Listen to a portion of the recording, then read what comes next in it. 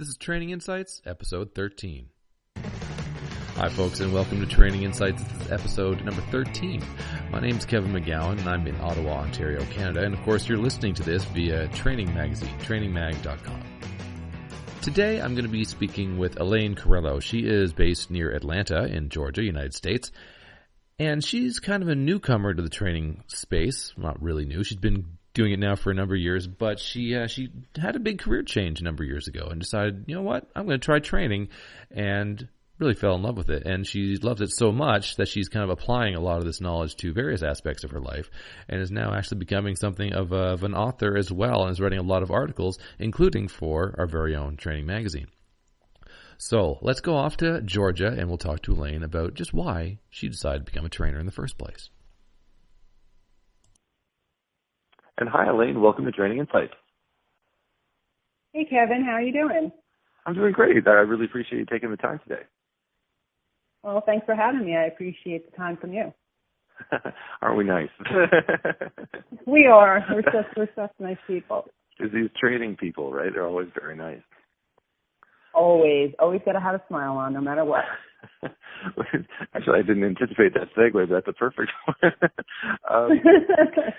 Can you tell me why?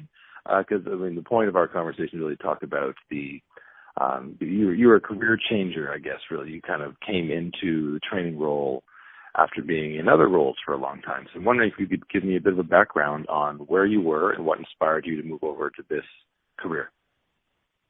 Sure. Well, I've been with my company now for about 22 years. And, when I started, I was entry level, just trying to get my foot in the door. I could say what age I started, but then I'd be probably giving away my age now, but that's okay. I was probably about 24 years old. I'm terrible at math. It's okay. Yeah, okay, good. Hopefully your audience is too. And so I came into my role, entry level, just kind of punching keys, things like that, just get my foot in the door. Mm-hmm. And as things progressed,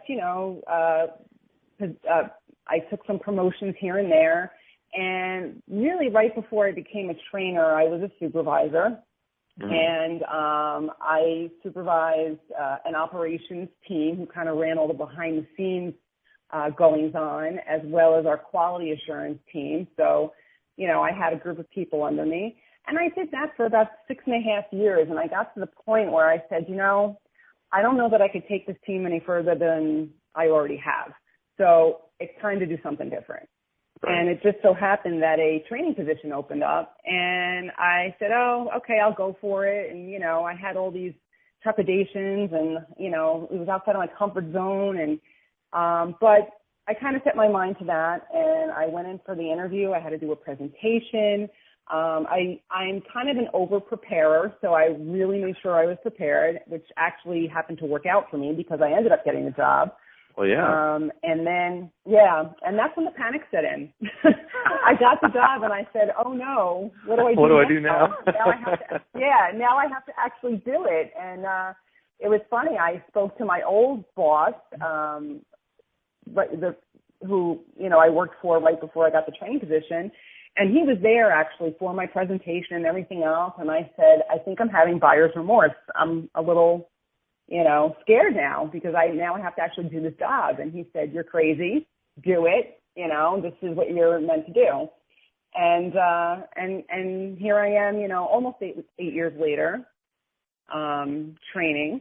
But I've had lots of, there were some bumps along the way and learning curves and, lessons and things of that nature. But yeah, it's been quite a ride so far.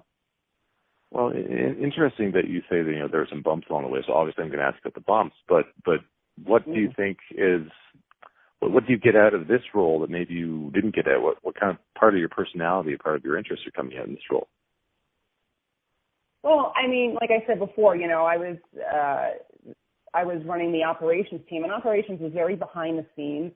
Not a lot of interaction, interaction with my team, but not a lot of interaction other than that. Not really having that direct effect on our customers. And when I got into the training role, at first I was a trainer for inside sales. So I was training salespeople who were the front line for our customers. And, I had to be able to tell them the right things on how to interact with their customers and some pointers and things of that nature on selling, the do's and the don'ts. And, coming from a place where I never sold myself, but I had the confidence to know, listen, I'm a consumer and I know when somebody's selling me and I know when somebody's the real deal. So I just need to get that message across to the representatives that I stand in front of every day and do it with genuine intent and, just to the best of my ability. And hopefully at the end, they actually learn something. So how, and you said before you're an over-preparer, and I can relate because I am as well, and just about everything, except maybe my kids' lunches, unfortunately. But like, here, have some pretzels. But, exactly. So how does that kind of play out? Like when you're preparing for, maybe you're still training salespeople, for example, or other people in your organization, what is your method to prepare for that course?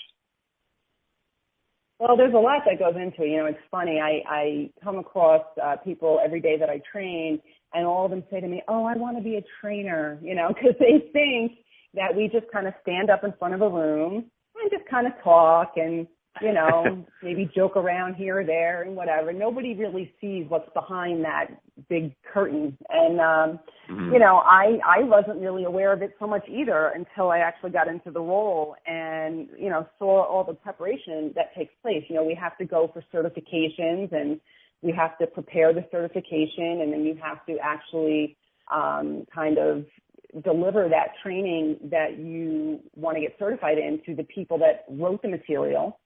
And try, hope that you match up with their vision of what that training should look like. And, we do that with the certification. We cross all our T's, dot all of our I's. But then really at the end of the day, as a trainer, you got to make that material work for you and work for your audience. So, not going to lie, here's a trainer's secret. There's times where we don't follow the curriculum to a T. We make sure that the intent, of course, is there, but you have to make the training your own, and that's one of the things I really believe in, because I tell the reps that I support, and now I've actually made the switch from sales to supporting a customer service organization, is that, when it comes to things like, a lot of our trainings talk about positioning to customers and things of that nature, I always tell them, forget what the positioning statements are that we have written in the material. You need to come up with something that's comfortable for you. Because I can't tell you what to say, because that's the way Alaine would say it. You need to be able to say it the way Kevin would say it, So there is a lot of preparation that goes into these certifications. But then after the fact, and then I still have to prep the material, of course, and write my own notes and, hit on certain points that I think are really relevant and important. But, I do have to make it my own. But sometimes being an over-preparer can actually not always work out the best because, you just have to – there has to be a time where you're like, okay, I've looked at this enough and I got this. I'm done. So I guess it just comes down to confidence and walking into that room and just delivering, right? Right, exactly. Because, the learners, they don't know what's in the material. So I could tell them – pretty much the sky is purple and the grass is blue, and it's coming from a trainer, so it's got to be it's got to be the truth, right? So they don't know what's in the material, and if I make a mistake or if I say something incorrectly, they're not going to know any better. However, it is my job to make sure that they get the correct information. So I'm very comfortable telling my learners, hey, that's a great question. I don't have the answer to that right now, but I will make sure I get it to you. Because they need to know, we don't know everything. I mean, some people like to think they know everything, but that'd be a big lie. So. Well, yeah, I think we've all been in training courses of various types, and sometimes you're going to have that niche question that you're really curious about, but yeah, they're not going to necessarily know it. But they can go dig it up for you or call somebody, or they can get you the information. So I think it comes down to understanding that this person isn't the internet standing in front of you. It's a person who may misspeak or may not have every bit of information at their fingertips. Exactly. So, I mean, you've been doing this now about 8 years, so I'm assuming that you're quite comfortable now. How has it changed kind of preparing and delivering now compared to 7, 8 years ago? Well, wow. I mean, when I first started this and my very first certification, where I was over-preparing, I was so nervous at this first certification that I physically made myself sick. Oh, no. So sick to the point that I got shingles, believe it or not. Oh. Yeah, and Zachary even said to me, "You're a little young to have shingles." And I said, "Well, it's happening." So, yeah, I got sick. I was so nervous. It was my very first certification. And unfortunately, at the time, I didn't, not to bash any leaders, but I didn't have an extremely strong leader at the time. And I didn't really have much direction of what I was supposed to be doing, how I was supposed to be preparing, what the certification was going to be like. So I was a mess. I was really, really nervous. And that happened a couple of more times after that. Not the shingles part, just the nervousness part. And no, yeah, that was a one-time deal. I never want that again. But after kind of a couple of episodes of me, almost losing it, having to do a certification, I'm not exactly sure what the turning point was, but I said, you know what? I am done with this. I'm driving myself crazy. Why? If I get a not ready for my certification, it's not the end of the world. Maybe I need to improve upon something, and then I'll come back and I'll do it again. Because believe me, there's people in the training organizations, and I don't know how they do it in other organizations, but in mine, it's basically, you go for a certification, and they give you either a ready or a not ready. And if you get a not ready, usually what ends up happening is you have to, you may facilitate that training, but you're going to do it with somebody else, just to kind of ramp you up. So it's not the end of the world. And, in my 8 years of training, I got one not ready. And, it hit me hard because, it's embarrassing. And, the person who was actually doing the certification was a member of my team who was on this project to certify other team members. And I was crushed because I was kind of like, you know me, and I don't think I did a horrible job. And she was just really rough. And after that, it got me to the point that I got angry. And I'm like, you know what? I'm not going to let this bother me anymore. I'm just going to prepare. I'll still over-prepare because that's just who I am.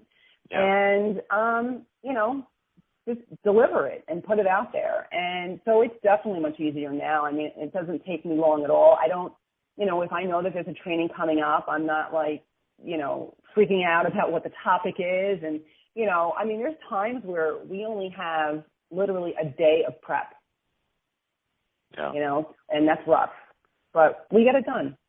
Yeah. Yeah. I know you're also kind of you're exploring writing as well. You've discovered that this is another skill of yours.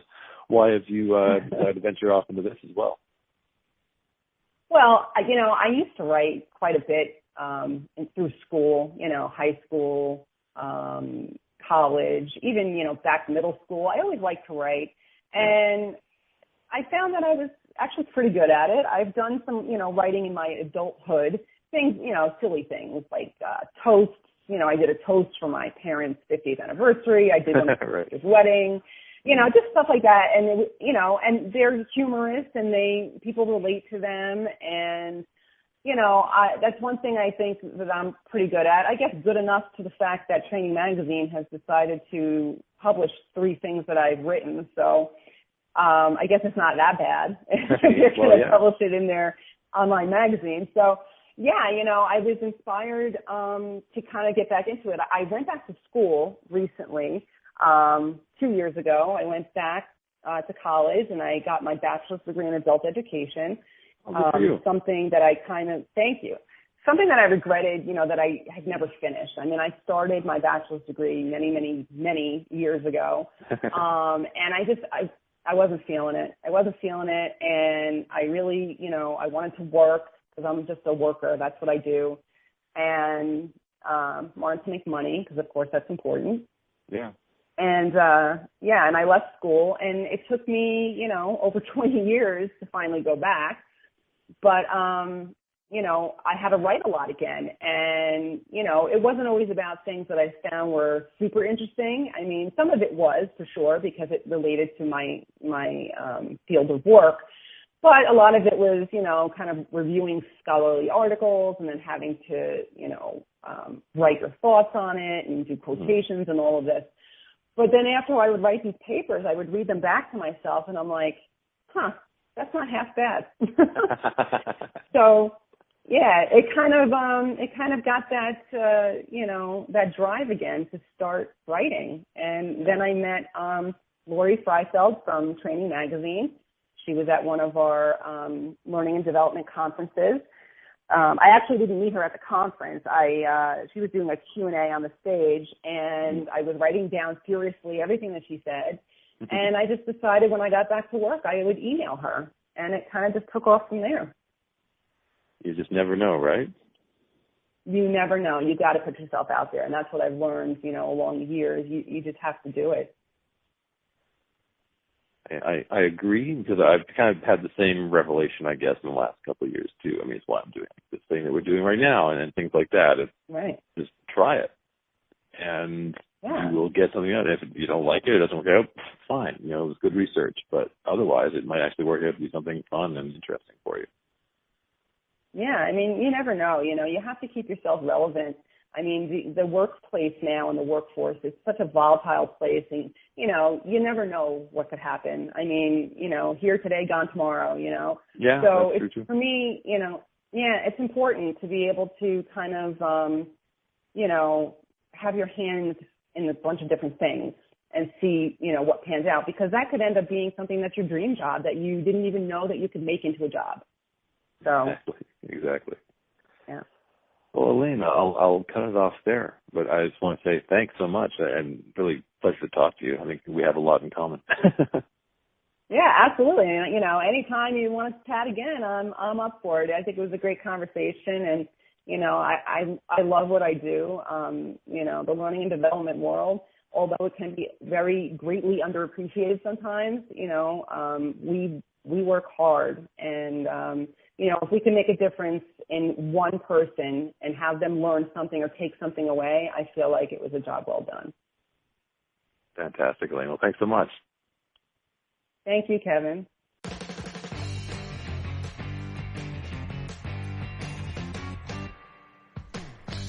Thank you so much, Alaine, for having a chat with me today. I really appreciate it, and I hope you enjoyed the conversation. Maybe someone out there is considering going into training and is listening to this podcast for research purposes. Hey, you never know. And I hope Elaine's story is inspiring for you. Thanks very much to Alaine again. Thanks to Training Magazine, and thanks to you for listening. We'll see you next time here on Training Insights.